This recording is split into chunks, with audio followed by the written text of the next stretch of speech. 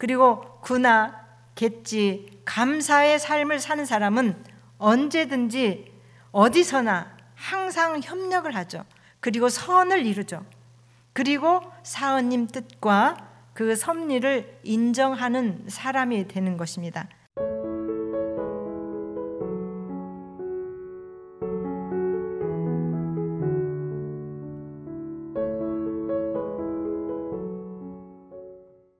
반갑습니다. 네, 요즘 인사는 무슨 인사를 주로 하죠? 서로 나누시기 바랍니다. 서로. 백신 맞으셨습니까? 백신 맞으셨습니까? 1차 맞으셨어요? 2차 맞으셨어요? 아마 이 접종이 시작되면서 많은 국민들이 맞고 또 접종이 되었기 때문에 접종을 하신 분들은 이렇게 그 인원수 제한에 제외된다라는 그런 이야기도 있습니다. 그래서 앞으로 점점 저희들이 현장 법회에 함께 할 수 있는 기회가 다가오는 것 같아서 좋습니다. 그렇죠? 네. 그리고 또 오늘 생각해 보니까 그 코로나 이 시기에 이 마스크를 쓰고 늘 이 자리에 함께 해주신 도반님들이 너무너무 오늘은 눈물겹게 제 마음에 울컥하는 그런 그 고마움이 있었습니다. 곧 돌아올 우리 현장 대면 법회를 생각하니까 그분들의 이 자리를 지켜주셨던 도반님들이 너무너무 감사했습니다. 고맙습니다. 또 유튜브로도 늘 응원하시고 함께해 주신 도반님들 고맙습니다. 얼마 전에 제가 어느 도반님 부부와 함께 만나는 시간이 있었어요. 그 자리에서 요즘 세대의 어떤 그 젊은이들을 이야기하면서 자녀들과 대화를 하는 가운데 많이 배우게 된다는 말씀을 하셨습니다. 그 얘기는 뭐였냐면 어느 날 그 자녀가 이제 시집도 갔고 직장도 다녀요. 그런데 이제 어머니께 직장의 어려운 이야기, 삶의 힘든 이야기 이런 이야기를 하더라는 겁니다. 그래서 이 어머니는 얘야, 그러면 이렇게 해보면 어떠니? 저렇게 해보면 어떠니? 당신이 오래 살았다는 이유로 지혜를 준다고, 충고를 해준다고 그렇게 이야기를 하니까 듣던 따님이 뭐라고 하냐면 어머니 그냥 들어주세요. 그냥 들어주세요. 제가 그 일을 해결해 달라고 했나요? 제 말을 경청하고 공감만 해주세요. 이렇게 얘기를 하더라는 거예요. 그 딸의 말을 듣고 그 도반님이 아차, 내가 가진 틀로, 내가 가진 판단으로 이 딸에게 그 일을 해결하려고 했고 또 내가 아무리 자식을 사랑한다 하더라도 내 자녀는 자녀의 의지가 있을 텐데 내 의지대로 했으면 하는 이런 집착과 편견을, 그리고 나는 엄마니까, 그리고 우리 아이는 아직 어리니까, 그리고 내가 세상을 더 오래 살았으니까 이런 경험적 지혜를 가지고 그 딸에게 내가 충고하고 그 일을 내가 해결하려고 하는 그런 말과 대화를 하더라는 거예요. 그래서 그 딸이 엄마 들어만 주세요. 경청만 해주세요. 공감만 해주세요. 그 딸의 이야기를 듣고 그 뒤로는 내가 엄마라는 색안경으로 세상 전체를 보려고 했었구나. 그리고 엄마의 의지대로 되지 않으면 마음이 불편하고 자기가 집착과 편견이 있음을 알아차리게 되더라는 거예요. 그래서 그 뒤로는 그 집착을 이제 그 딸의 얘기를 듣고 내가 이런 집착과 편견이 있었구나. 그리고는 이제 마음을 놓게 되었다라는 겁니다. 그러면서 내가 이 집착과 편견을 바로 놓을 수 있었던 것은 원불교 마음 공부를 할 수 있었기 때문에. 왜?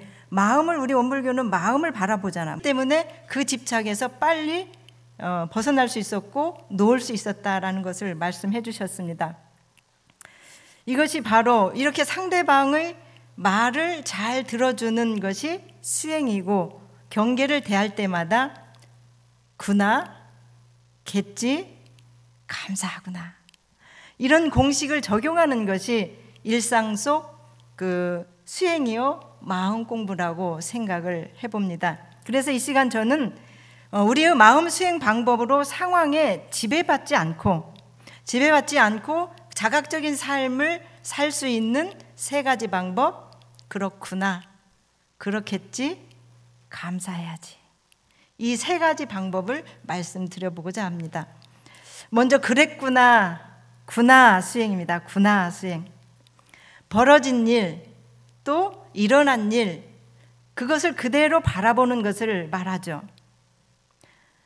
이미 벌어진 일이 일어나서는 안 될 일, 또는 나쁜 일, 좋은 일, 횡재 맞은 일, 이런 것들로 바라보지 않고 그 일 그대로를 쳐다보는 거죠.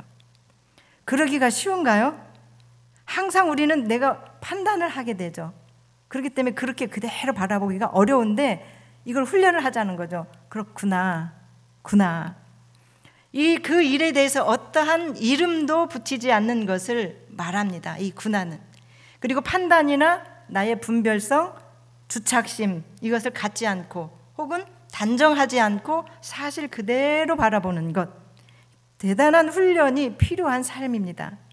쉽게 되지는 않습니다. 그러나 우리 원불교인들은 마음 공부를 하고 유문형 공부를 하시기 때문에 가능합니다.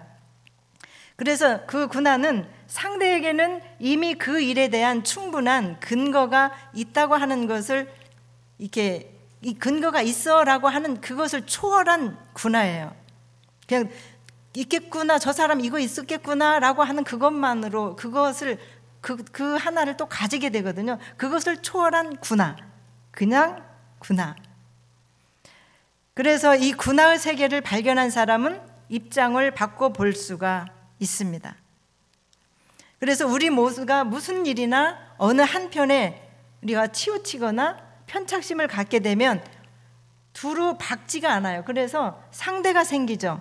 이쪽과 저쪽, 너와 나, 이 일과 저 일, 이렇게 상대가 생겨서 두루 화하지를 못하게 되죠. 일어난 일, 그 경계에서 뿐만 아니라 일어나는 내 마음도, 여러분들이 어떤 상황이나 경계를 당해서 일어난 마음을 한번 살펴보시죠. 일어난 마음도 내가 객관적으로 내 마음을 바라봐 주면 어느새 그 마음이 차분히 가라앉는 것을 볼 수가 있고 혹은 느낄 수가 있을 것입니다. 경험을 만약에 하셨을 거라고 저는 생각을 합니다. 많은 경험을 하셨을 줄로 믿습니다. 두 번째로는 해야 할 수행은 겠지라고 하는 마음 수행입니다. 저 상황이라면 저럴 수도 있겠지. 저 사람의 근기라면 저럴 수 있지. 나라도 저 상황이라면 저렇게 행동할 수 있겠지 하고 경계를 바르게 돌리는 마음 수행이 겠지 수행입니다. 이 마음은 모든 경계를 열린 마음으로 바라보는 거죠. 열린 마음으로 바라보는데 그 어떠한 상황이라도 원인 없이 이루어지는 상황은 없으니까 자타가 없는 마음으로 남의 어려움과 고통과 세정을 충분히 이해하고 바라봐주고 도와주는 그러한 불공법, 그게 바로 겠지 수행입니다. 그래서 우리가 대하는 경계에서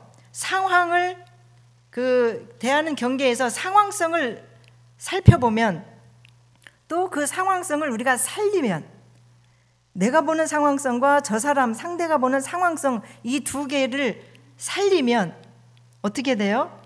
둘 다의 마음이 보이죠. 그 상태가 인정이 되어지죠. 그 상황이 신앙이 되어지죠. 신앙이라고 하는 건 인정한다, 그대로 믿는다, 신뢰한다, 용납한다 이런 거죠. 그럴 수가 있다라고 하는 겁니다. 그런데 우리가 우리는 습관적으로 원인과 결과를 관찰하기 전에 무엇부터 올라와요? 아니면 훅 하는 이런 마음이 먼저, 감정이 나에게 먼저 머무르면 일은 문제가 생기고 사단이 생기기 시작하는 거죠. 사실을 사실대로 보는 겠지.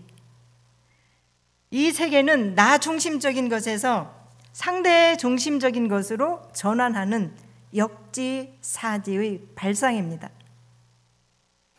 또한 함부로 단정하지 않고 다양한 가능성에 대해서 열어두는 것이죠. 다르게 해석할 수도 있다는 가능성과 사태 또는 상태, 그리고 이 상태가 변할 수 있다라고 하는 가능성을 또한 열어주는 거죠. 그것까지도. 우리가 생각하는 것, 세상을 바라보는 것이, 내가 바라보는 것이 여러 시각 중에 하나일 뿐이라고 하는 이것을 가져야 되는데, 우리는 내가 생각한 이 하나가 맞다, 백발백중이다, 이렇게 생각하기가 쉽습니다. 그래서 내가 무조건 맞다, 내 감정과 생각을 명명백백하게 사실이라고 착각하면서 갈등이 시작되는 것입니다. 많이 경험하셨죠? 혹은 상대에게 미안한 적이 있으시죠? 일을 당하거나 경계를 당하거나 인간관계를 겪으면서 그런 일들이 많이 있을 겁니다. 저는 그런 게 요즘 많이 느껴져요. 왜? 내 마음을 살펴보고 그 상황한테 열어보고 인정해 보니까 내가 생각했던 게 거의 60%도 안 맞는 것 같아요. 내가 판단한 것이 60%도 맞지 않아요. 그러면 상대를 인정하는 거죠. 그 내 감정과 그 자기만의 안경을 통해서 세상을 바라보게 된다는 겁니다. 그래서 우리는 상대방의 그 상황을 우선 있는 그대로 받아들이는 마음, 또 나도 그 같은 상황에 부닥칠 수 있다고 보는 저 상대방의 행동이 내 마음에 거울일 수 있다, 반면 교사로 삼는 거죠. 저 상황이 나에게는 거울, 내 마음을 살펴볼 수 있고 내 상황을 다시 바꿔볼 수 있는 거울이 될 수 있다라고 하는 겁니다. 그래서 저 상대방의 행동이 내 마음이 거울이 될 수 있다라고 하는 바로 명상을 할 수 있다고 한다면 그건 바로 겠지의 수행이 됩니다. 그래서 우리 소태산 대종사님께서는 그 생각을 해보았어요. 소태산 대종사님께서 그러겠지라고 하는 이런 수행은 어디에 밝혀주셨을까? 제가 억지로 끼워 맞춘 건지 모르겠지만, 무슨 일이든지 잘못된 일이 있고 보면 남을 원망하지 말고 자기를 살필 것이요, 그리고 다른 사람의 그릇된 일을 견문하여 자기의 그름은 깨칠지언정 그 그름을 드러내지 말 것이요. 이것이 소태산 대종사님께서 우리에게 말씀해 주신 겠지, 저 상대방을 인정해 주는 그러한 수행법이 아닐까. 그래서 우리의 마음, 우리의 성품을 거느리고 훈련하라고 하는 솔성요론의 9조 10조에 밝혀주신 법문을 생각해 보았습니다. 우리가 유튜브나 자기가 보고 싶은 영상, 이런 것들을 보게 되면 다시 보고 싶거나 정지해서 자세히 보고 싶거나 또 세세히 더 잘 알고 싶으면 우리가 뭐를 누르죠? 일시정지를 누르잖아요. 그거 마찬가지입니다. 우리가 정지 버튼을, 내 감정을 조절하는 사람은 자기 감정을 잘 알아채 차리고 일시정지 버튼을, 자기 감정에 일시정지 버튼을 확 잘 누르는 사람입니다. 온전한 생각으로 취사하는 것이 바로 정지 버튼을 잘 누르는 것이다. 일단 멈추고 정지해보고 그러겠지 하는 마음으로 공부해보자는 것입니다. 그 하나의 시각이 다 맞은 게 아니라고 하는 이야기 하나가 있더라고요. 어느 노스님이 젊은 스님에게 문제 하나를 냅니다. 청결을 중시하는 사람과 그렇지 않은 사람이 함께 남의 집에 묵었어요. 그렇다면 누가 목욕을 할 것이냐라고 이 노스님이 젊은 스님에게 물었어요. 여러분은 어떻게 생각을 하세요? 나의 판단이라고 한다면 누가 목욕을 할 것인가? 그러자 그 젊은 스님이 머리를 극적극적 하다가 곧바로 대답을 합니다. 그야 당연히 청결하지 않은 스님이 목욕을 할 것입니다. 왜냐하면 자기 몸이 더럽기 때문에. 여러분들은 어떻게 생각하세요? 여러분도 생각을 해보세요.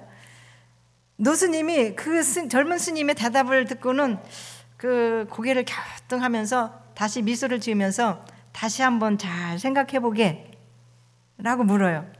젊은 스님은 곰곰이 또 갸우뚱하면서 한참을 생각해 본 후에 이제는 뭐라고 하냐면 둘 다 목욕을 할 것입니다. 왜? 청결을 중시하는 사람은 목욕하는 게 습관이 되었고, 그렇지 않은 사람은 몸이 더럽기 때문에 씻을 것입니다. 그래서 둘이 다 씻을 것 같습니다. 그러자 노스님은 만족스럽지 않다는 두로 또 그런 얼굴에 빛을 띠면서 다시 한번 생각해 보라고 해요. 그러자 이 젊은이가 둘 다 목욕을 하지 않을 것 같습니다. 왜? 청결을 중시하는 사람은 몸이 깨끗해서 목욕할 필요가 없으니까. 그리고 그렇지 않은 사람은 뭐예요? 목욕하는 게 몸에 배이지 않아서 둘 다 목욕을 안 할 것 같습니다.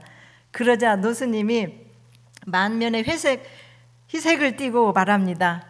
마침내 자네가 4가지 모두 답을 말했네. 4가지 정답을 다 말했네. 모두 얘기했네. 이렇게 얘기합니다. 4가지 다 옳은 것이네. 모든 문제는 여러 각도로 생각을 해야만 풀릴 수 있다라고 하는 것을 말씀드리기 위해서 이 노스님이 젊은 스님에게 하나에 집착하지 말라는 말씀으로 이 물음을 하셨던 겁니다. 겠지, 이것은 곧 나 중심이 아닌 타자 중심에서 다양한 그 다양성 혹은 과정을 중시하면서 그럴 수도 있겠지라고 하는 사고를 갖는 것이고, 단정짓지 않고 판단 없이 상대를 용납하는 것이다, 이렇게 말씀드릴 수 있겠습니다. 그냥 무조건적인 비판단적인 용납, 이것을 하는 것입니다. 겠지라고 하는 상대방의 상황을 우선 있는 그대로 받아들이는 마음의 수행이 바로 우리가 해야 할 수행이다라고 하는 겁니다. 우리가 판단하지 않는 무판단적인 것이 아니라 비판단적인 용납이에요. 끄기대장 보산 교감님의 이야기입니다. 우리 보산 교감님은 날이면 날마다 아래층에 내려오면 그 현관에 불을 끄십니다. 여기저기 잘 끄십니다. 제가 어느 날 한참 추울 때였어요. 그때가 1월달, 2월달쯤 됐으니까 한참 추울 때예요. 늦은 저녁 제가 이제 로스팅을 합니다. 이제 가정 그 로스팅기 가지고 저녁 먹고 잠시 쉬는 동안에 이제 로스팅을 했어요. 근데 그날 교감님은 이제 아침에 자선 마치고 산책 다녀오시고 저녁 식사하고 잠깐 산책 다녀오십니다. 근데 이제 그날은 날씨가 추웠어요. 그러니까 밖에 나가보시더니 아니 추워서 안 되겠다. 나 그냥 여기에서 계단으로 오르락내리락 해야지 하고는 이제 계단 카페 앞에서 교당 당무실까지 왔다 갔다. 그 다음에 위로 이제 계단으로 오르락내리락 하시는 겁니다. 이제 그렇게 알고 나는 이제 그 카페 앞에 전원을 그 카페가 추우니까 전원을 켜놨어요. 전원을 켜놨는데 한참 로스팅을 하고 한 20분 지났는데 얘가 안 따뜻해지는 거예요. 왜 그러지 하고 가봤어요. 가봤더니 그게 꺼져 있는 거예요. 누가 껐지? 범인은 내가 생각할 때 누구예요? 보사님인 거예요. 그래서 나는 한참 그 순간 내가 섭섭한 마음이 드는 거예요. 나는 교당 살림 애낄 줄 모르나? 보사님만 공간 살림 아낄 줄 알고 나는 모르나? 내가 그렇게 막무가내로 불을 함부로 키워서 사는 건라고 생각하나? 나를 그렇게 인정하지 못하나? 섭섭한 마음이 드는 거예요. 그래서 내일 아침에, 그러나 이렇게 섭섭해도 제가 보사님께 저희들은 문답과 해오를 해요. 있으면 말을 하니까 그렇게 섭섭하진 않지만 이 마음을 반드시 제가 물을 거라고 생각을 하고 있었어요. 벼르고 있었던 거죠. 그렇게 하고는 그냥 교감님이 끄셨으니까 다시는 안 켜고 추운 데서 로스팅을 했어요. 그 다음 날이 금요일이었어요. 아침 공사를 하려고 당무실에 다 8시에 모였습니다. 그런데 보사님이 들어오자마자 팔때 교전과 이 책을 들고 들어오시면서 이 전원 방제실이 있는 쪽에 우리 전원이 켜는 데가 있잖아요. 우리 모두는 이미 다 앉아 있고 교감님 맨 마지막에 들어오는데 보사님이 그 전원인데 가가지고 이렇게 누르시는 거예요. 그러니 제가 무슨 생각을 하겠어요? 끄기대장 보사님 또 끄려고요? 내가 그랬어요. 또 끄려고요? 그랬더니 아니야, 나는 명탕은 추울까봐 온도 올리려고 그랬는데 그러는 거예요. 그래서 아 그래요? 어제 카페 로스팅할 때 전원을 꺼놨길래 어제 로스팅할 때 전원 껐죠? 카페 껐죠? 그랬더니 아니 나 안 껐는데. 그러면 누가 껐어요? 어제 로스팅 하는데 추워가지고 혼났단 말이에요. 저는 보사님이 끈 줄 알았죠. 나 안 껐어. 야, 이거 우리가 알고도 짓고 모르고도 짓는 죄가 바로 이런 거예요. 상상의 나래를 펴고 섭섭하고 갈등을 일으키는 게 되는 거죠. 그러자 옆에 있던 앞에 앉아 있던 우리 용은 교모님이, 교모님 그때가 몇 시예요? 한 8시쯤? 아, 그러면 우리가 공간이 워낙 크니까 전체적으로 냉난방을 킬 때에는 여러 곳에서 사람들이 켜고 그냥 갈 수 있으니까 전체적으로 끄는 시간이 있는 게 8시라는 거예요. 그러니까 전원이 자동적으로 꺼진 거예요. 근데 저는 우리 끄기 대장 보산 교감님이 껐구나라고 생각을 한 거죠. 자, 이렇게 우리는 자동적으로 내가 어떤 판단을 하죠. 상황이 내가 본 것이 백발백중 맞아 라고 하고 상상의 나래를 펴는 것으로 많은 갈등들을 일으키게 되는 겁니다. 그래서 이렇게 내가 본 사실이 아니더라고 하는 사실이 끊임없이 많아요. 제가 그런 경험이 많아요. 대산종사님께서 법문에 그런 말씀을 해주십니다. 작은 오해가 결국은 큰 오해가 되고 더 나아가 풀 수 없는 상극의 사이가 된다. 그러니까 이쪽에서 한번 멈추고 일시 정지 버튼 누르고 양보하면 되는 것이다. 대산종사님 대산종사님 3집 법훈편에 작은 오해, 큰 오해의 법문에 이렇게 되어져 있습니다. 세 번째는 감사입니다. 감사는 아이에서 어른까지 참 쉽지 않은 일이죠. 원망 생활을 감사 생활로 돌리자. 일상수행의 요법 5조, 이 원불교인들의 생활 표준인 이 말씀이 우리들에게 얼마나 부담이 되나요? 부담이 되나요? 그래서 원불교가 사람 잡내라고 하는 말이 나온다고도 하죠. 원망 생활을 감사 생활로 돌리라 하니 얼마나 부담스럽고 힘듭니까? 어떻게 해야 원망 생활을 늘 감사 생활로 돌릴 수 있을까요? 우리가 해야 할 감사 생활은 감사할 것이 있어서만 감사하라는 것도 아니고 무조건 아무 생각 없이 감사를 외치라는 의미도 아닙니다.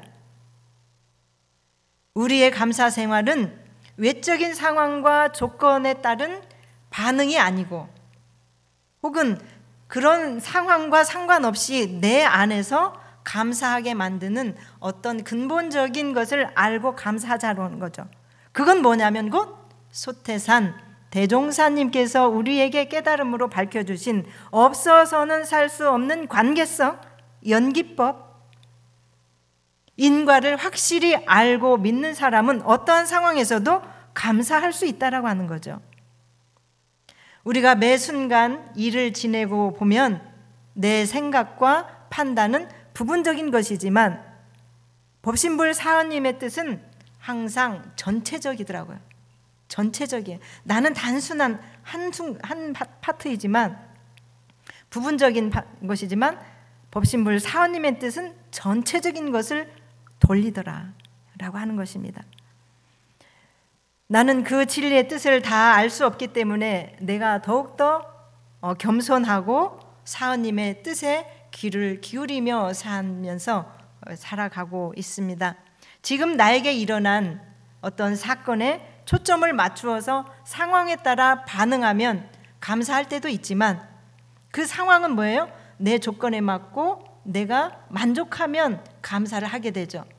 그러나 그것은 내가 시키는 대로 내가 원하는 대로 또 진리가 움직이지 않으면 그 진리에 대해서 시비를 거는 것이 바로 우리가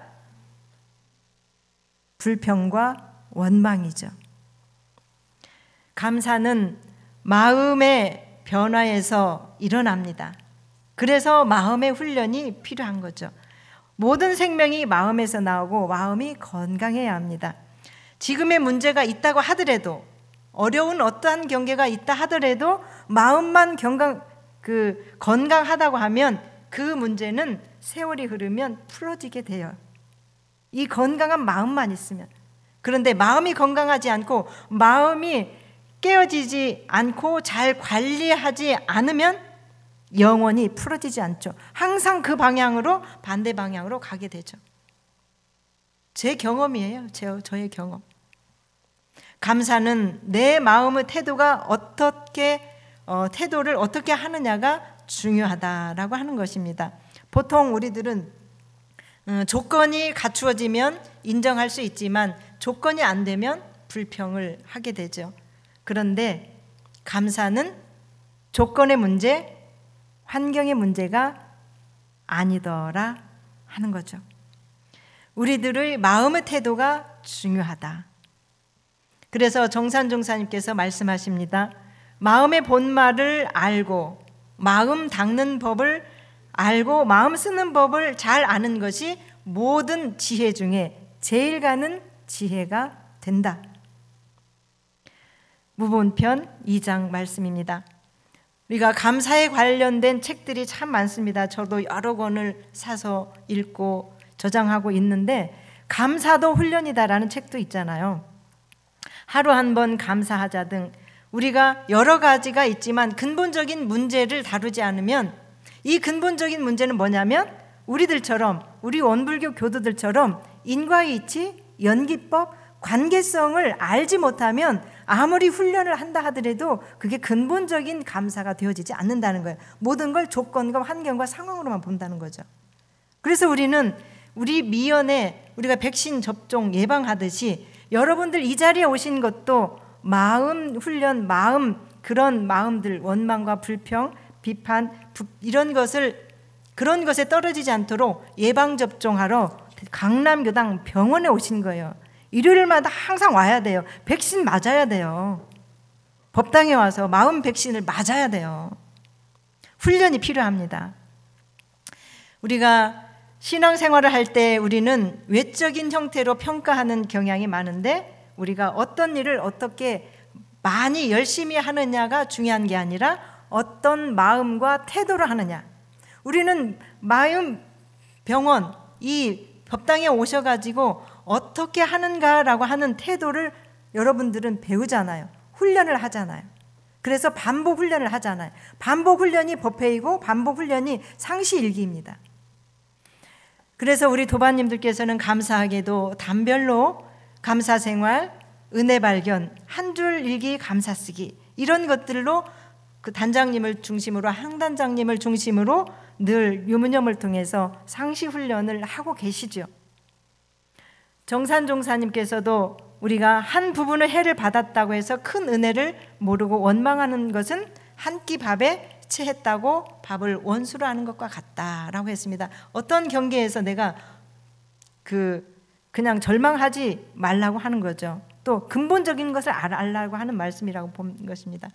감사는 사실은 제가 대학생 원 코칭을 하면서 마음 공부 훈련하고 마음 일기를 같이 공부하는데 맨 처음에는 감사 일기를 쓰라고 하면 감사를 쥐어짜요. 무슨 여기 얼굴에 여드름 쥐어짜듯이 감사를 쥐어짜요. 없어.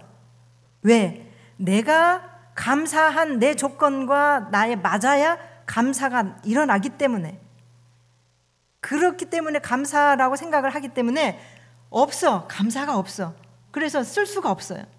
근데 점점점 제가 가르쳐주고 하니까 소소한 일상의 모든 것에 대해서 다 감사하는 일기를 쓰게 되고 감사가 몇십 개가 계속 나오더라고요.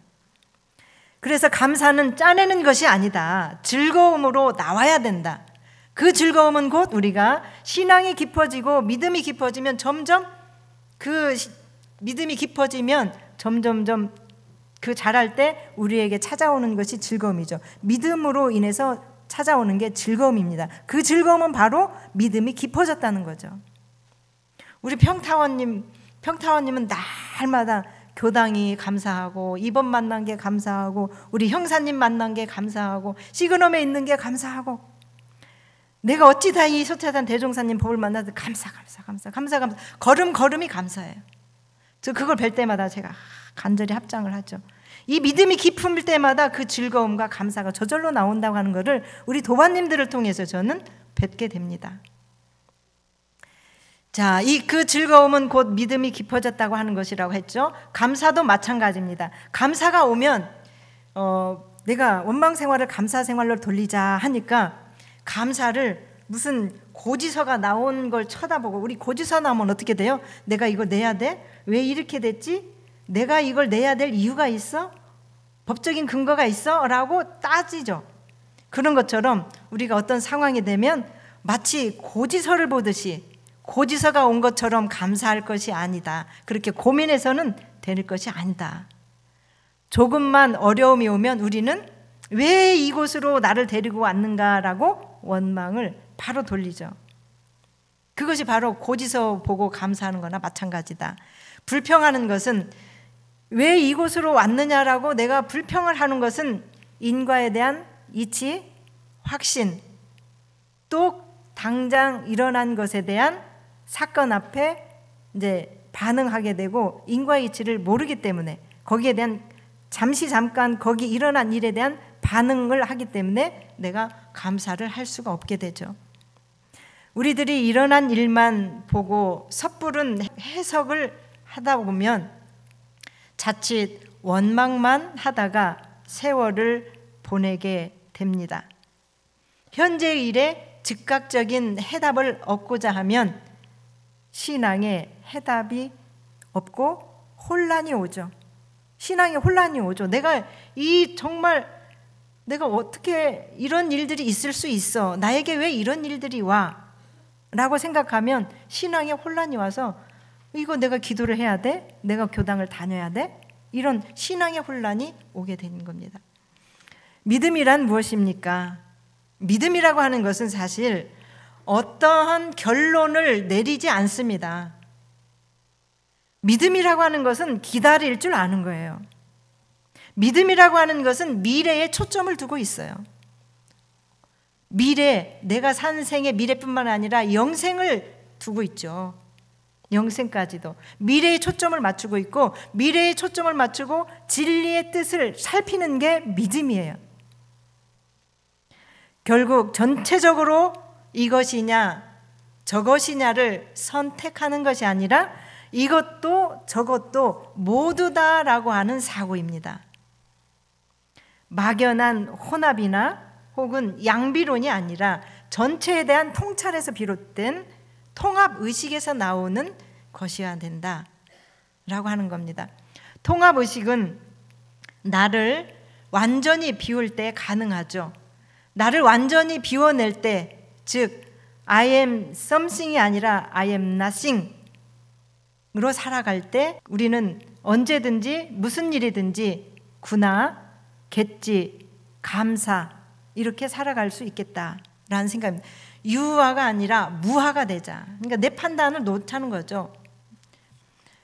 우리는 언제 어디서나 무슨 일에든지 구나, 겠지, 감사 이렇게 살아가면 여러분들은 늘 이 병원에 오셔서, 마음병원에 오셔서 예방하고 훈련을 하고 있기 때문에 늘 행복한 삶을 살 수 있을 거라 생각이 들어집니다. 그리고 구나, 겠지, 감사의 삶을 사는 사람은 언제든지 어디서나 항상 협력을 하죠. 그리고 선을 이루죠. 그리고 사은님 뜻과 그 섭리를 인정하는 사람이 되는 것입니다. 곧 우리의 신앙인 처처불상 사사불공의 신앙을 실천하는 무아봉공의 삶을 이뤄내는 훌륭한 공부인들이 될 거라는 생각이 들어집니다. 감사합니다.